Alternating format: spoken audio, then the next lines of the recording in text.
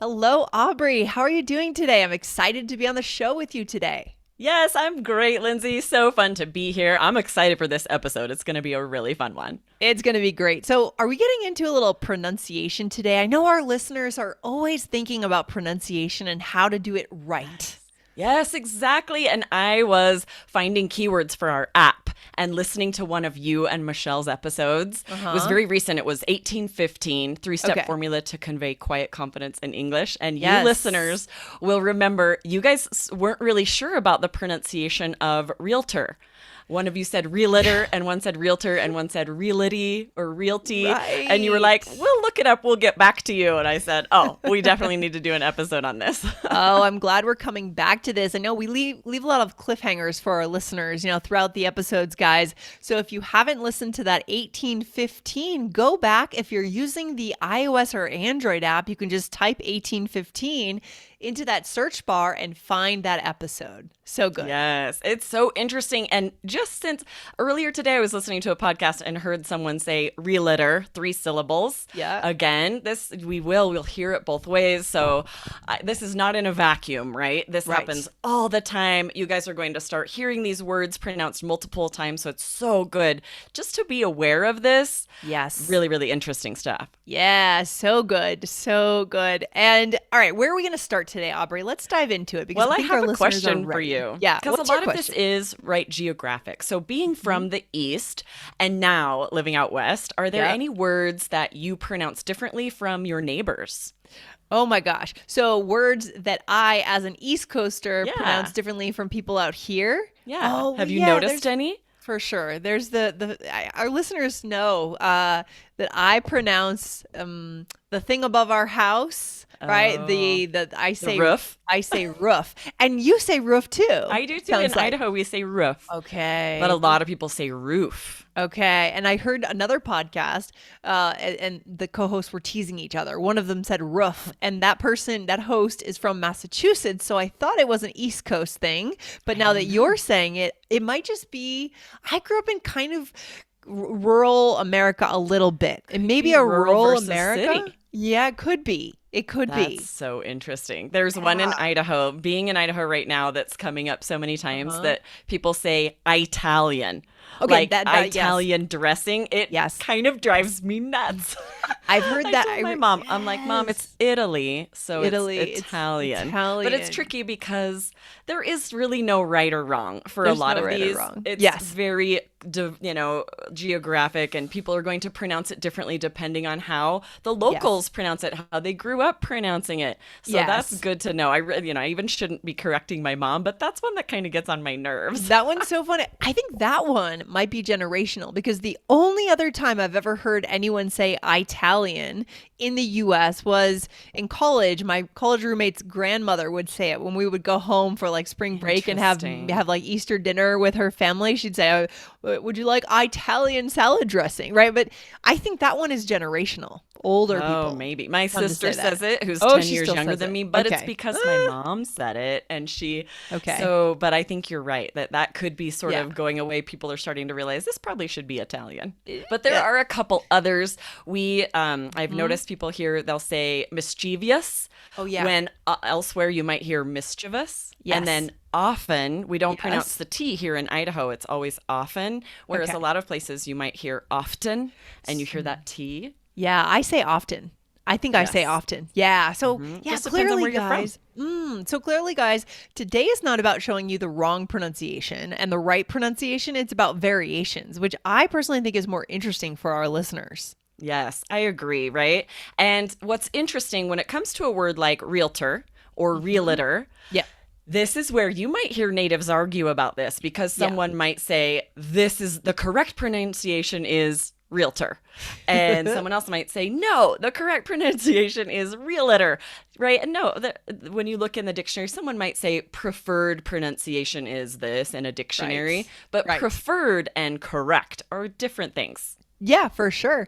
And ask a realtor, right? I say realtor. I put a little extra syllable in there. Mm-hmm. The point is, when you speak with someone, the point is that connection, that moment of connection. So Totally. don't get hung up on, oh my God, this person just mispronounced it or you mispronounced it. Keep the conversation going. Yes, for sure. Don't let this hold you back, right? And it is something interesting to talk about when you hear someone pronounce something differently. This reminds me of something really funny that happened maybe about a year ago, where Benedict Cumberbatch, he's the star of Doctor Strange and Sherlock Holmes. He's a British actor. Yes. And he was narrating a nature documentary, and he wanted to talk about the penguins, and he said penguin, like W-I-N-G at the end, penguin. And he said it a few times.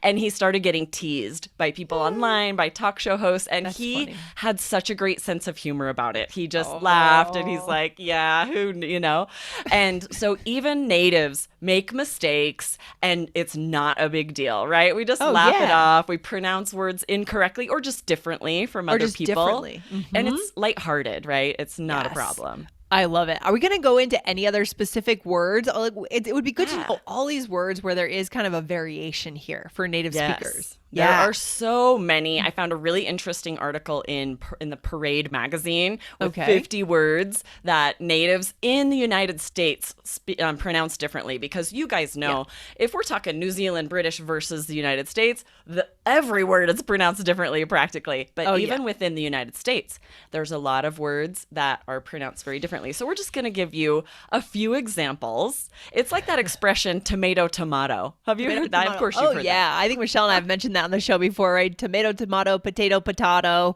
Yes. Right? Dater, datter doesn't matter. I mean... Exactly, right? We recognize there are two ways of saying this. That's actually a fun idiom to say, like, let's agree to disagree. You have your ideas, I have mine. It's fine. You might say tomato, I say tomato. It's okay. Yeah, it's okay. We can still get along and we can still connect, which is the most important thing. So, so our listeners are dying to know, what are these words, Aubrey? Yeah, so let's go over a few of them. So the first one is pecan. I say pecan. It's a nut. How do you say that, Lindsay? I say pecan as well. Okay, a lot of people say pecan. No, I don't say pecan pie. Yeah, but do you change it when you say pie? Like when you add pie to it, you say the same? Do you say pecan pie? I say think pecan pie. I actually think I say both. I definitely hear both. I hear both. Yeah. And I don't know if it's Geographic or on TV, I've heard both because it just depends on where people are from. Both totally accepted. Totally you can say acceptable. it either way. But like you were saying, figure out how the locals say it like them. Exactly. Do you like pecan pie, by the way? I said pecan that time. You just said pecan. I said pecan. I think you do both. That's what I say. I say pecan, but I don't say pecan, right? So there's a few different ways to say this. Pecan. How funny that you say pecan when you're talking about the nuts. Or pecan pie, right? So I have a lot of options here. It's the same word. That's so interesting. I love pecan pie. It's delicious. It has pecans, you guys, and brown sugar, kind of caramely with the crust. My mother-in-law makes the best pecan pie. It's delicious. Wow. It's so sweet. It has to be. I like it too, but I can only do a small slice. Very small. Yeah. For me, a good apple pie any day over anything else, honestly, or a strawberry rhubarb in the summer. I love strawberry rhubarb because it has the tart and the sweet. You got My grandma used to make strawberry rhubarb pie. She had a big rhubarb bush out in front of her house, and it was so scrumptious. Oh, I didn't know that rhubarbs grew in Idaho. That's amazing. Oh, yeah, good to definitely. know. Okay, let's do the next one, which is also a food. Apricots. I say apricot. Oh, no, I say apricot for sure. Interesting. Yes. Yeah. Here in Idaho, we say apricot. Okay, interesting. So funny. Interesting. Okay, and the next both one. Correct. Yep, both correct, guys. So, however, you can decide, or you can be like me. You can swap depending on your mood, the time of day. You can choose your pronunciation that day. Maybe who you're talking to. Maybe sometimes, language is a human function, right? And so sometimes maybe we mirror who we're talking to, and we actually say it the way they say it. Right? Yep, might go back and forth. And this is another example, right? I usually say adult, but if I'm talking with someone else who says adult, then sometimes I'll start saying adult. Right. You hear it both ways so often. Yep, so I say adult too. I don't say adult, but I could, right? Yeah, right. If you were talking to someone that said it several times that way, there's a chance you might start saying it like that. But it's interesting to notice when we change the word a little bit and we make it adulting, we make it a verb. We wouldn't really say adulting. Or would you? Would you say that? No, I wouldn't. I'd say adulting. Okay. And that is more rules for pronunciation of words with 3 syllables. Yes. Which there's so many rules that gets really tricky, but it's true. You're more stuck in that you need to say adulting. Okay. So that's important to note, guys. Sometimes when these words become a verb or an adjective, in that case, you go to a different pronunciation or you follow different rules. So these anecdotes today are just about the nouns. Right? That's important to know. Okay. What's the next Okay, one? so this one's interesting. Oh, I say caramel. I've had so Caramel, many like it's debates two about this. syllables. How do you Yeah. say caramel?